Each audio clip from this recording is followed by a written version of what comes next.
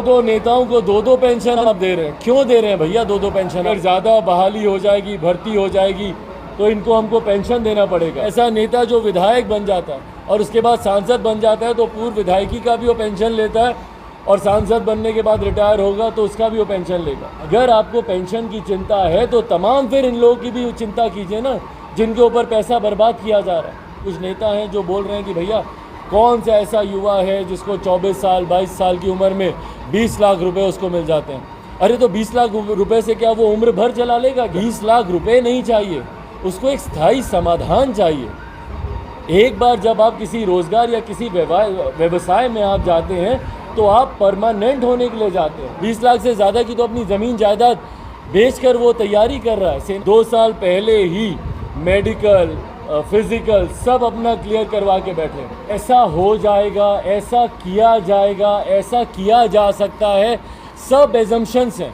4 साल के बाद वो युवा जाएगा कहाँ? नुकसानदेह ज़्यादा इसीलिए है क्योंकि जो उसके गोल्डन ईयर्स हैं 17.5 से 21 साल, वो तो उसने सेना को दे दिए, जिसमें वो अपनी ग्रेजुएशन कंप्लीट कर सकता था, पीजी के कोर्सेज में अप्लाई कर सकता था, कंपटीशन की तैयारी कर सकता था।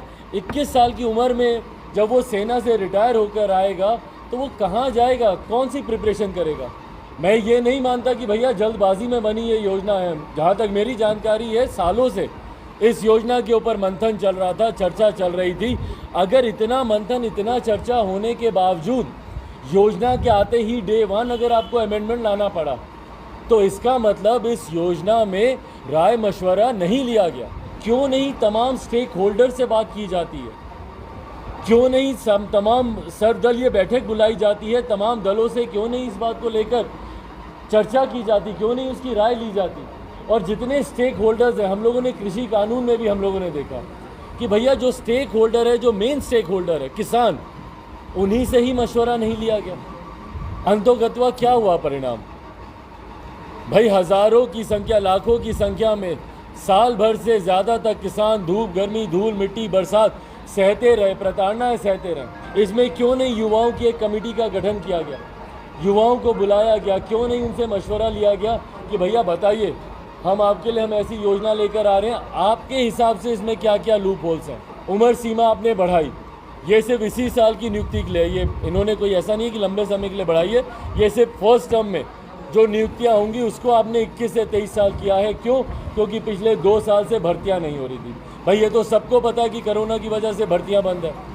विडंबना हमारे देश की ये ज़रूर है कि इसी कोरोना काल में अनेकों राज्यों में चुनाव हो जाते हैं, पर युवाओं से जुड़ी हुई भर्तियों पे रोक लग जाती है। चुनाव में कहीं रोक नहीं लगी, बड़े से बड़े, छोटे से छोटे राज्यों में।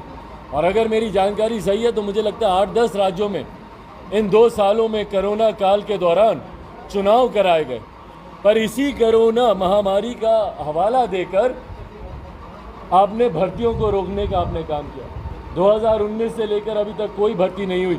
जिस बच्चे ने 2 साल पहले ही मेडिकल फिजिकल सब अपना क्लियर करवा के बैठे, आज यकायक कल परसों जो आपने घोषणा की उसके भविष्य को आपने अधर में लटका दिया। कोई अपना घर बेचकर, कोई अपना ज़मीन बेचकर उम्र भर सेना में जाकर देश के लिए समर्पित होने के सपने देख रहा है, और आपकी एक योजना से उसके सपने में भैया 4 साल के लिए कोई जाएगा, किस उम्मीद के साथ जाएगा?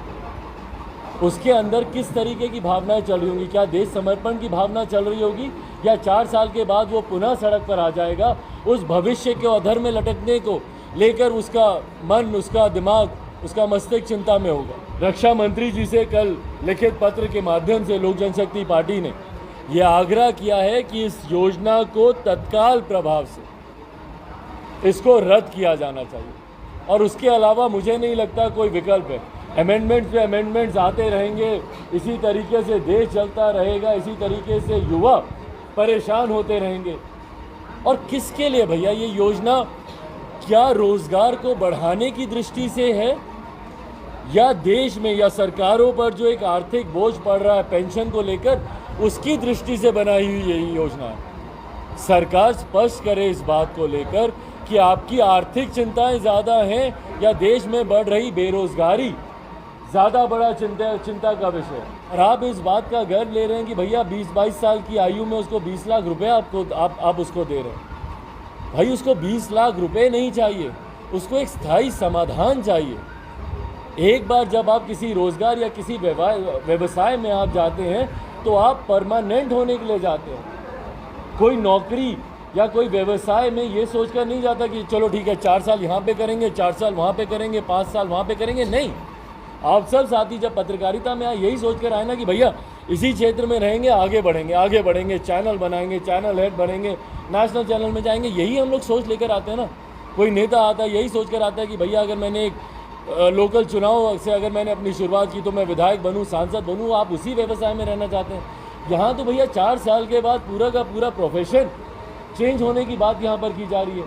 4 साल के बाद वो नए सिरे से सोचे कि भैया अब मैं मास कॉम में जाऊं, कि मैं MBA करने जाऊं, कि मैं लॉ में जाऊं, कि मैं कौन से क्षेत्र में जाऊं, नौकरी के लिए अप्लाई करूं, कि पलायन कर बिहार छोड़कर चला जाऊं, क्या करूं। तो जिस तरीके से इस योजना में तमाम तरीके के लूप होल्स हैं और जिसको हमारे देश के युवा पूरी मजबूती से, और मैं सरकार से भी भाई जब आप इस योजना को लेकर आते हैं इन सवालों के जवाब देने के लिए आप तैयार रहें। कम से कम सरकार को सामने आना चाहिए और एक इंटरैक्टिव सेशन कम से कम युवाओं के साथ रखना चाहिए। आप इंतज़ार करते रहते हैं कि भैया देश जले, युवा सड़क पर आएँ, आक्रोशित हों, अपने आक्रोश को दिखाते रहें और उसके बाद फिर आप उन्हीं के ऊपर आप हमला करने लगते हैं कि अरे देश की संपत्ति को आपने इतना नुकसान कर दिया। भाई जो अपनी संपत्ति बेचकर आया है, जिसने खुद को समाप्त कर लिया, अपना सब कुछ उसने बेच दिया, जिसके जीने मरने का प्रश्न है आज की तारीख में, वो क्या सोचेगा किसी और चीज़ के बारे में।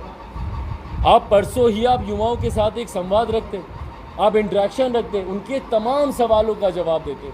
बट ये जो गोल मटोल जो जवाब आते हैं, भाई जब आज की तारीख का युवा पढ़ा लिखा युवा है भैया, समझदार युवा है, अगर आपके तर्क अगर सही होते वो समझता है इस बात को।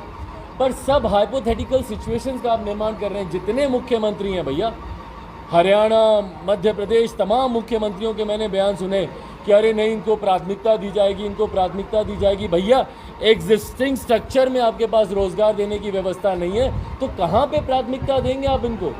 बेरोज़गारी के आंकड़े देखें ये तमाम मुख्यमंत्री अपने अपने राज्यों के, वहाँ पर बेरोज़गारी दर कितनी ज़्यादा है और फिर आप बोल रहे हैं कि भैया आपको प्राथमिकता दी जाएगी। किस चीज़ में आप प्राथमिकता देंगे? रोज़गार है कहाँ आपके पास?